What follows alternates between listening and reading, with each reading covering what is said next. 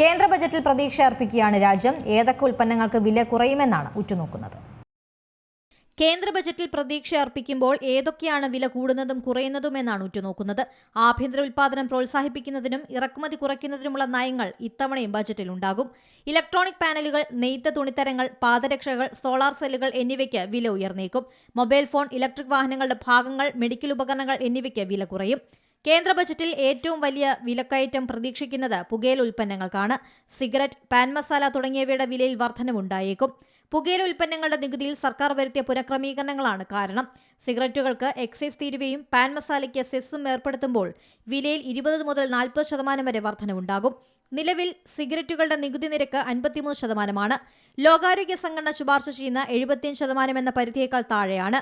പുകയില ഉൽപ്പന്നങ്ങളുടെ വില വർദ്ധിച്ചാൽ അത് സർക്കാരിന്റെ വരുമാനം വർദ്ധിപ്പിക്കുന്നതിന് സഹായകമാകും. മറ്റേതെല്ലാം ഉൽപ്പന്നങ്ങൾക്ക് വില കൂടും എന്നാണ് കാത്തിരിക്കുന്നത്. National desk, C Malayalam news.